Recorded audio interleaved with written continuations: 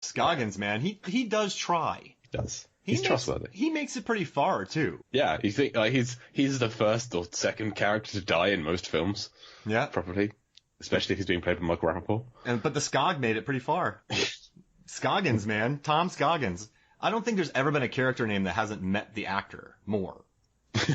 Imagine meeting Michael Rappaport, and instead of Michael Rappaport is perfect for Michael Rappaport, but he's like, yeah, Tom Scoggins.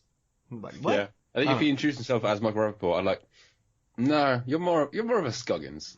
You're more of a Scoggins. I'm gonna call you Scoggins. That's the first time he and Rennie Harlan met. That's what happens. Harlan's like, nah, you're a Scoggins, and it just stuck, and that's what he's known as from now on. So there were some fun little moments. Didn't they play? They played poker in Brenda Kern's room, right? They were planning to play the next night, I think. And so Preacher and Scoggins are buddies. Yes, which we learn like 2/3 of the way through the film. When Preacher goes, like Scoggins, Scoggins? No, man, he didn't make it. Damn it, Scogs. Yeah. I mean, LL Cool J does a good job in this movie, man. He's great in this. Yeah, and then also, do you know that the original cut, Dr. Susan McAllister lived? Oh, I don't like that. And audiences hated it. So they went back and reshot it to where LL Cool J lived, and she dies. So at the end, it's LL and Carter living, and not Carter and Susan McAllister. Yeah, I mean, normally the note would say, "Oh, we want to have a romantic couple at the end." Yeah. So I'm kind of glad about that. Yeah, I mean, if Preacher had died, I'd like this film a lot less, I think. And then some people wrote that her sacrifice was totally in vain because she tried to escape. So it wasn't tried to escape. Yeah, so it wasn't just like, oh yeah, I see, yeah. I can't let this shark get out, who probably just wants to go hang out and like get away from humans and raise an Aquaman-esque army in the trenches. But maybe he's just trying to go to Dr. Susan McAllister's home to destroy her computer just in case she'd emailed the data home. Because she has a house on the water. Because they live in California. Yeah, maybe it's a houseboat, maybe. Oh, she lives in California. Because it's off the coast of California. So it just wants to go to her house. Wow. So, and then it just would have taken off. It would have Andy Dufresne. Yeah, go to Zewataneo. And then I love though, dude, where she jumps in the water and is like, I'm going to make a sacrifice. And then she tries to escape and then dies. And then Carter Blake jumps in the water like a dummy. Well, it's been proven he's not the smartest guy. Yeah, you're right. He can't walk where other people can walk. He will just fall over. And I love when he rides a 45-foot shark. And you have to. I mean, if you're in that situation, you're going to ride the shark. And the shark takes him on a ride, which I love, which really helps with the geography of the place. And then LL shoots him through the fin right into his leg. It's funny though. That's a funny. Whoever came up with that idea, like it's a good moment. Just tags him right in the leg. I love that. And then he can't get off, obviously, but he's ripped off when the shark goes through the fence. Yep. That has got to be severely painful. And it wasn't bleeding when he pulls himself up. I don't know how. Carter, he's a bionic stud muffin, man. It got him in the metal leg. That's how. It's a prosthetic. Maybe he's like those new Terminators that are like human. It's all nanobots. All right. Now, what do you think about this movie influencing like Jurassic World and Rise of the Planet of the Apes? Do you think those movies Jurassic World, right? You have shark in it.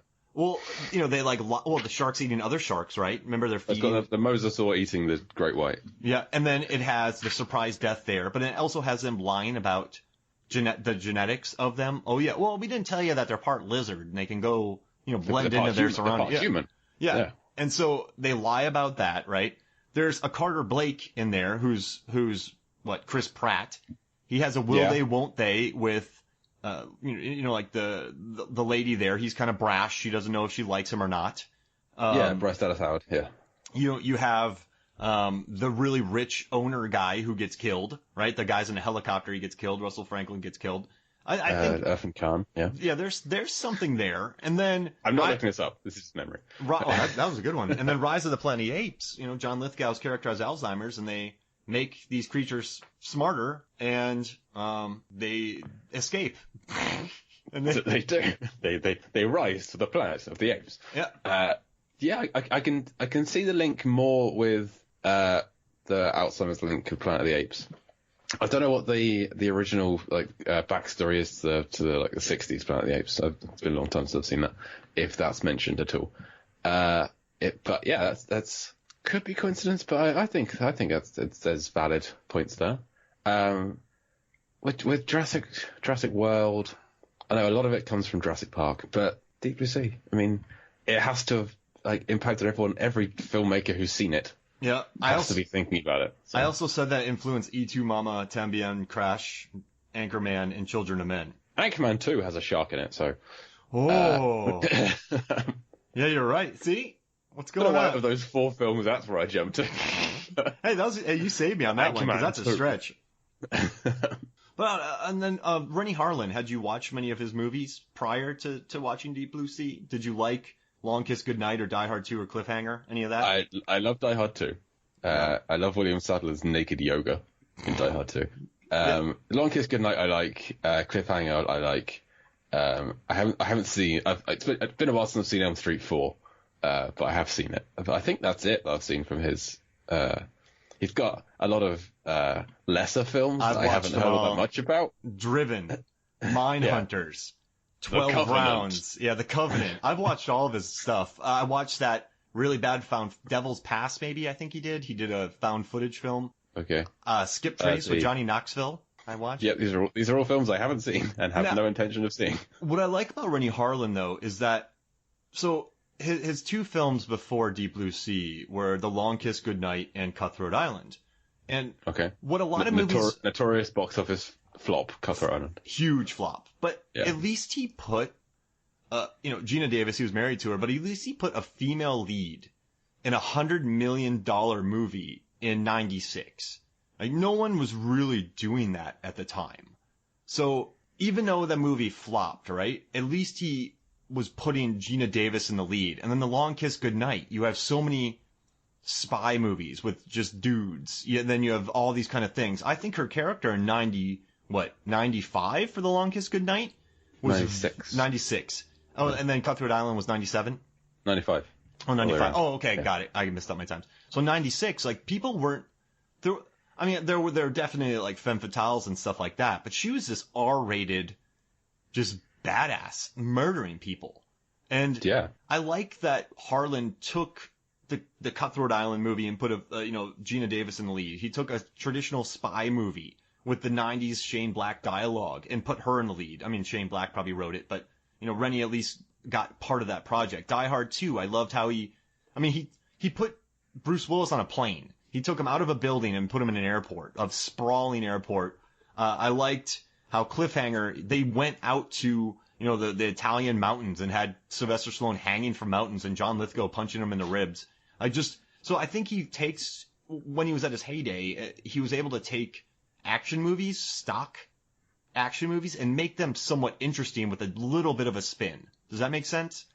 Yeah. And so the Long Kiss Goodnight, the female lead, that I think definitely came more from Shane Black. But I think that's kind of the juxtaposition that kind of relies on, of she's just this supposedly normal mother character who you wouldn't think, you're less likely to think back in 96 that she's this hired assassin character if it's a woman back then. Yeah, so I just dig that. Oh, at least he found projects that were a little bit different. So I think he found ways to really make good pictures. Hey, I'm not trying to take anything away from him. No, you're right. Well done to him for making the film. It's great script. Though, it's one of his best. Yeah, and that they. Sorry, I interrupted you. They killed Sam Jackson too in a cut of The Long Kiss Goodnight, and audiences were really mad. Like, you can't kill Sam Jackson, and so. You can't. It happened 3 years earlier in Jurassic Park. Yeah, exactly. but this is when he was after Pulp Fiction, he'd hit big. People were really angry, so then they didn't kill him in Long Kiss Goodnight. So that was kind of in the back of his mind, and then they figured that out with Deep Blue Sea, which I also kind of love. Like, hey, Sam, we're gonna kill you. They actually cast him. He was originally a guy in a kitchen, and then he was supposed to be a kitchen worker with LL Cool J. And Sam's like, I don't know. So Rennie rewrote it, and Sam does a better accent than Rennie, but Rennie's like, you're the richest man in the world, and you're going to die early. And Sam's like, all right. He's like, where's the film? Mexico? And Rennie told him there's a lot of golf. And so he's like, all right, I'll come out. Sold. Yeah. And during the commentary, Sam Jackson's like, you'll notice that everyone's in this shot. And then they cut to my reaction shots. He's like, we shot all my reaction shots in one day. Then I was playing golf while all these guys were on set. Nice. Yeah, it was... Like, on The West Wing, apparently Dooley Hill would always try and be like on the very edge of a shot or just out of shot. So he would do far less work than everybody else. Oh, that's awesome. He would have to come back for the close-ups. He could just like back in his trailer, playing on his Xbox or whatever. So yeah, that's smart, right? Yeah, it's great. You still get paid. Yeah. So I don't know. I kind of like that he was talking about that. I don't know, man. This movie just. What else is there to even cover? I think we've talked about I got everything out in about 4 minutes. I definitely pulled the Mitch Hedberg. Everything came out at once. I said this pod was going to go 7 hours. Let's do a script reading. But I don't know. I love how. Oh yeah, let's do it. I can pull up the script right now. You want to do it? They're all We don't online. even need to pull up the script. Let's just do it from memory. Yeah, we could make it up on our own. Did you ever I see think this? it'll probably be about 80% accurate. To be fair. Underneath this glassy surface, it's loaded with gliding monsters. Yeah. Also, this movie, the geography in this film. So there are scenes where it's Scoggins and Carter Blake looking at a diagram of it, and they tell you exactly where they are. They tell you the sublevels. When they're going down on the elevator, they tell you exactly where you're going. So yeah, I think it's good exposition. Yeah, and it's good, but you kind of did. I don't know when watching this, or if you ever thought about it, but did you kind of understand the geography of the film, or did you even care?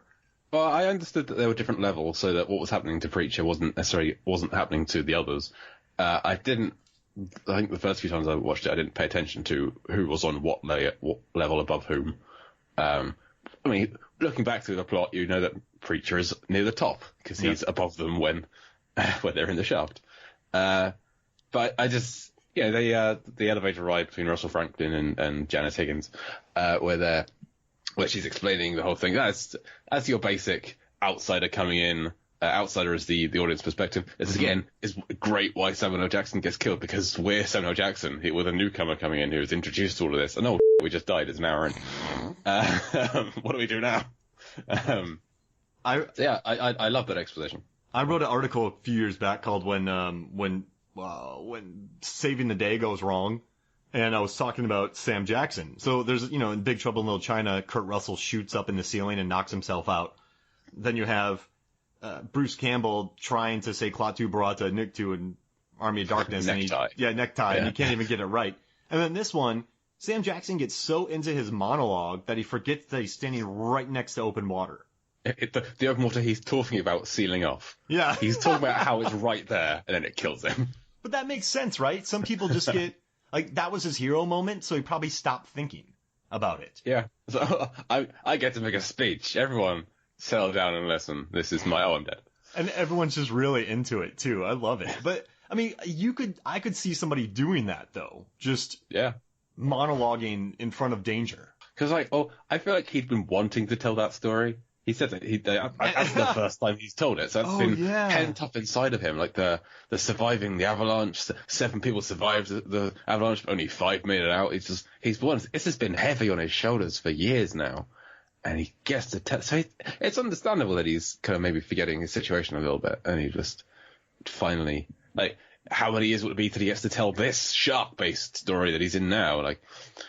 5 of us survived the helicopter explosion. 3 of us made it to the surface. 2. But, by the way, that helicopter explosion is insane. It spreads everywhere. It blows up everything. It's so it's not on the ocean, it's on a big vat of gasoline or something. It's ridiculous. Yeah, because I think at one point something explodes when it's completely independent of something else. And I'm like, wait, what? But that's because I paused it on so many different times, studying the movie.